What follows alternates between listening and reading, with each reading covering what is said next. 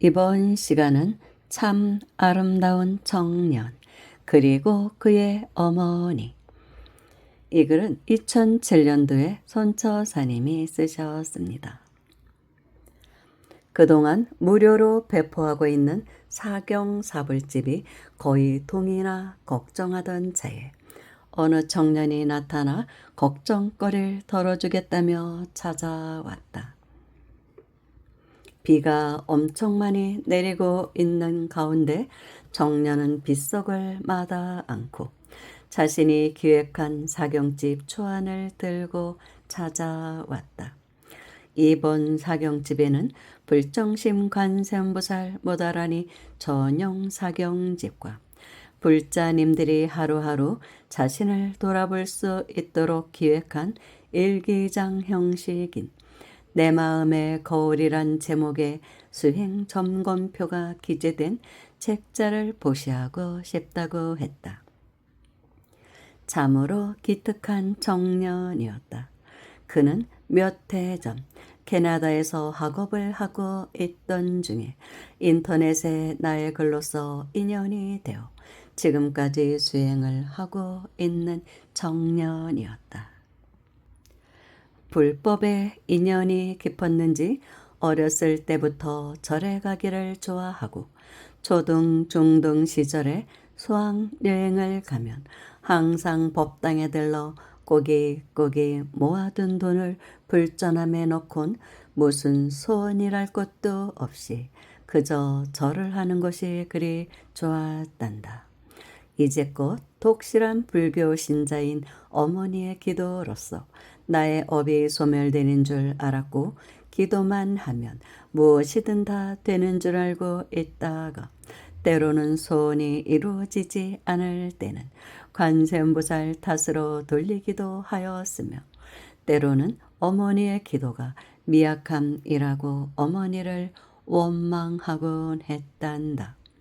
지금 생각하면 참 어이없지만 손처사님 글을 만난 것은 정말 저를 한 단계 아닌 10단계를 업그레이드 시킨 것이라고 생각됩니다.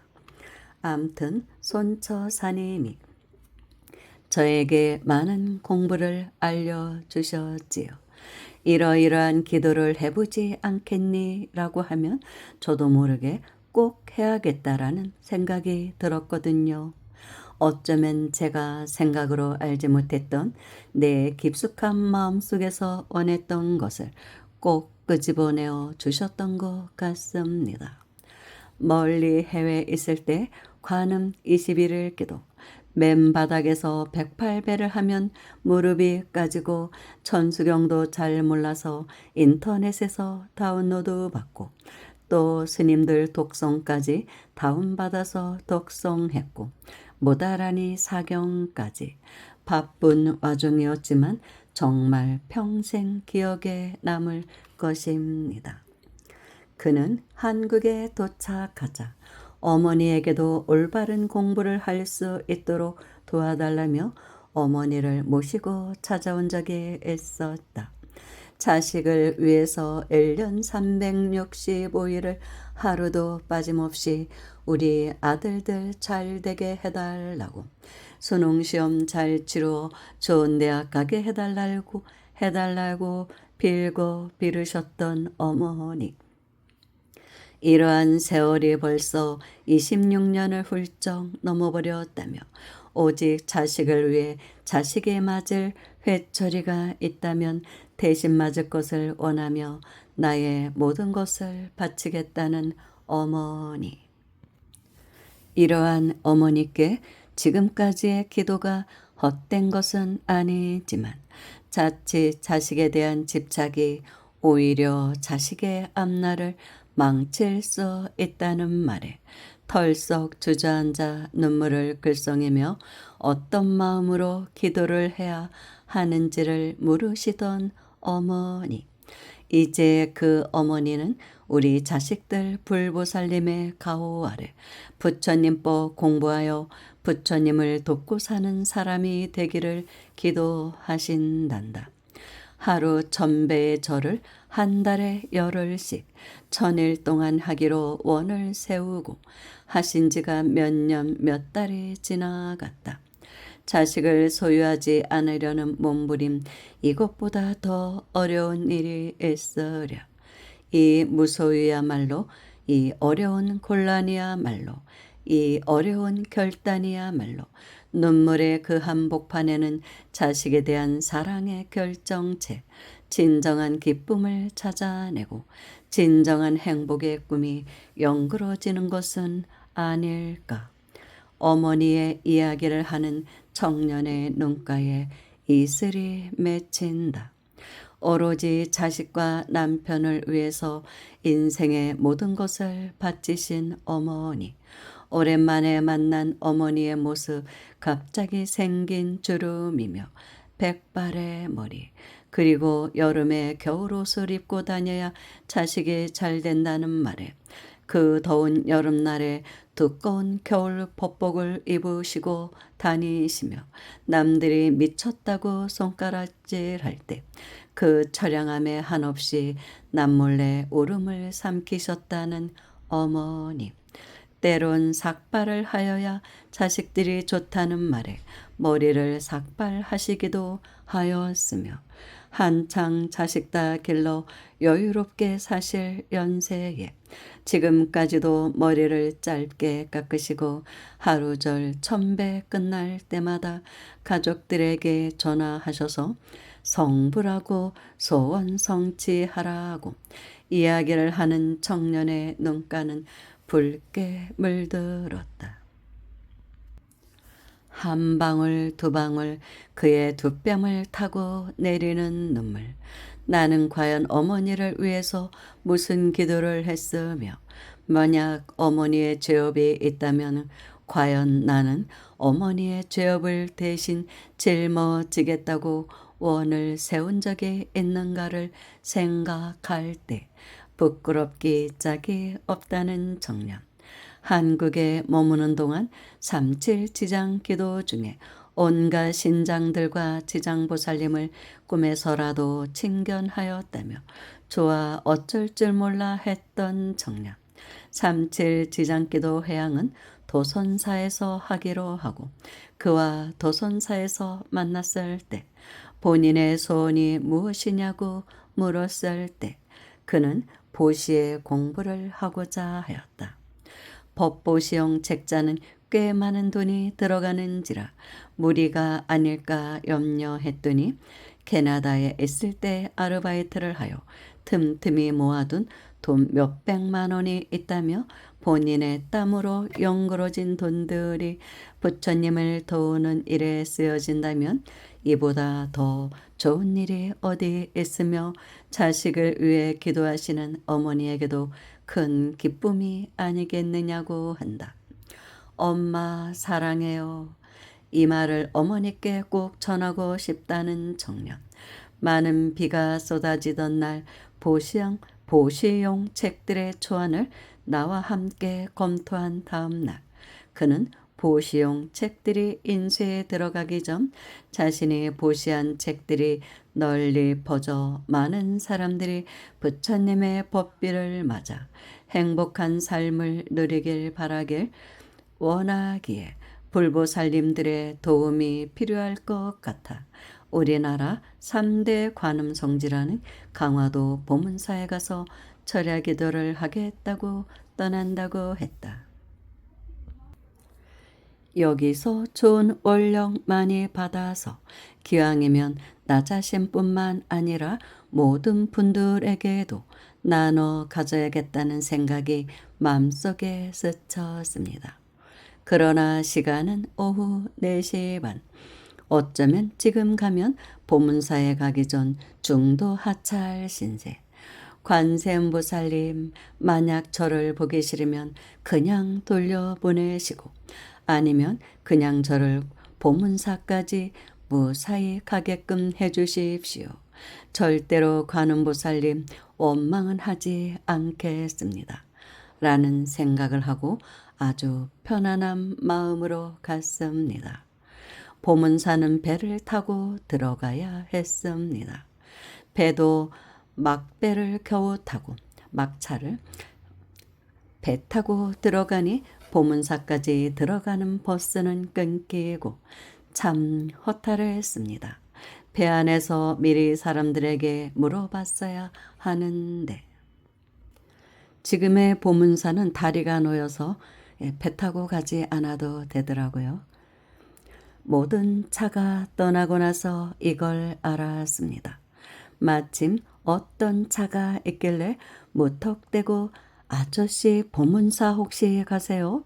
여쭈어보니 보문사에 가까이 있는 숙소에 가신다 하여 동승하였는데 옆에 타신 아주머니가 제 고향 사람이라니 하하하 관세음보살님 감사합니다.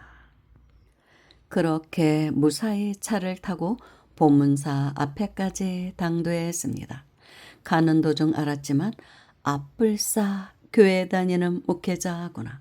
차 안이 온통 십자가로 도배가 되어 있었으나 너무나 친절하게 안내해 주셨고 내릴 때 하시는 말씀이 나중에 외국 가서 석사 박사 다 따고 와서 큰 사람 되고 와도 아주머니 아저씨 모른 채 하지 말라고 라며 저에게 최고의 격려의 말씀을 해주셔서 몸둘 바를 몰랐습니다. 이 자리를 빌어 정말 감사하다는 말씀 드리고 싶습니다. 그려 어느 종교인을 막론하고 관음보살의 마음 항상 자리하고 있성께 선악을 분별하지 말고 진리에 집착을 일으키지 않을 때 관음보살은 항상 놔두시거든. 아마도 그날의 관음보살은 기독교인의 옷을 입으신 게야. 종교의 차별을 두지 말고 세상을 보라고 말이야. 칠흑 같은 어둠을 뚫고 일주문을 지나 겨우 대웅전에 예불을 올리고 가쁜 숨을 몰아쉬며 겨우 눈썹 바위에 도달하여 본인이 기획한 사경집 초안 등을 내놓고 기도를 하였단다. 주위에는 점치는 사람, 관음보살을 소리쳐 부르며 남의 시선 아랑곳 없이 자기만의 소원 성취에 목이 터져라 부르는 시장통에 버금가는 기도 소리에 씁쓸한 맛을 느끼기도 하였단다.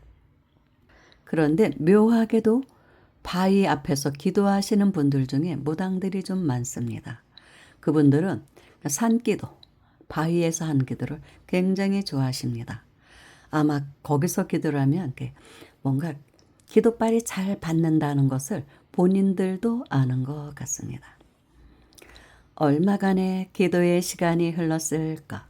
주위가 너무나 조용하여 둘러보니 복작이던 그 많은 사람들 산을 내려가고 혼자 덩그러니 싸늘한 공포의 무서움이 몰려와서 무서움의 공포에 지지 않으려 모다라니를 암송하며 천천히 짐을 꾸려 나안전에서 기도를 올리는데 몇 사람의 기도인들이 숙소로 돌아가고 난 후 개미 발자국 소리가 들릴 정도의 적막함 속에서 갑자기 어느 나님께서 심하게 꾸중을 하는 것 같더란다.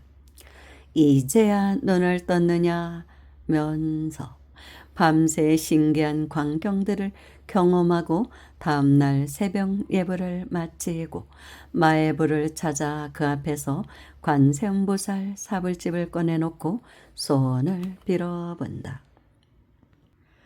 관음보살님, 저도 부처님을 도우는 사람이 되게 하여 주십시오 하고 사불을 시작하려는데 빗방울이 한두 방울 떨어지길래 그는 마음속으로 소리쳤단다. 관세음보살님, 제가 지금 기도 올리고 이렇게 회향까지 하려는데 관세음보살님 상이 빗물에 젖는다면 이상하잖아요. 했더니 그만 피가 뚝 그치는 것을 보고 너무 신기해했단다. 간혹 비둘기가 소란스럽게 꿀 때에는 이 몸이 지금 관음보살님께 조용히 말씀드릴 게 있으니 조용히 있어 줄 수 없겠니 하였는데 비둘기들 역시 조용히 있더라나. 그는 또 관음보살님께 응석을 부렸단다. 관세음보살님, 이제 이렇게 기도했으니 이제 저의 어변을 벗고 총명 등록해서 뭐든지 한번 들으면 안 잊어버리는 전제가 되게끔 해주세요 했는데 관세음보살님이 마음속에서 대답하셨단다. 그럼 너가 그동안 얼마나 열심히 했냐? 전제는 1% 능력과 99%의 노력이란다. 라고. 무릎에 피가 나는 줄 모르고 밤이 새도록 절을 하였지만 전혀 몸이 피곤한 줄 모르고 오히려 이 상쾌함은 평생 잊지 못할 추억이란다. 이 신기한 체험의 이야기들을 지방에 계시는 어머니께 알렸더니 어머니도 너무 신기하다며 좋아서 아들의 일에 동참하고자 법화경을 보시하겠다고 하신다. 참 아름다운 청년 그리고 그의 어머니. 며칠 후 미국으로 석사과정 공부를 위해 떠나는 그에게 또 어려운 주문을 해본다. 평소 미국 불자님들께 사경사불집을 만만치 않은 항공요금 때문에 보내지 못해 항상 죄스러운 마음이 있었는데 그에게 사경사불집을 미국으로 가는 편에 보낼 수 없겠느냐는 주문에 본인의 짐을 줄이고 기꺼이 경전과 사불집을 울러매고 미국으로 가서 우리 불자님들께 나누어 드리겠단다. 이 아름다운 청년에게 이번에는 색다른 공부를 제시하였다. 언어가 통하지 않은 이국인들에게 어떤 재난이나 고난이 따를 때 지체 없이 나무아미탑을 이 6자만 암기하고 암송한다면 어떤 재난도 고난에서도 벗어날 수 있을 것이라고. 때론 미국인들이 최고로 두려워하는 돈의 이도도 이 암송 소리에 피해가는 것을 볼 수 있을 것이라고. 또한 부처님법은 선악을 초월한 공부이기에 선악을 분별하는 이들에게는 알뜰히 부처님법에 집착하여 상을 세우지 말기를 당부하기도 한다. 참 아름다운 청년, 부디 열심히 공부하여 부처님을 도우는 사람이 되시길. 나무아미타불 관셈보살, 나무아미타불 관셈보살, 나무아미타불 관셈보살. 저도 이 청년 몇 번 만난 적이 있는데 그립네요. 지금 어디서 뭐하고 사시는지. 감사합니다.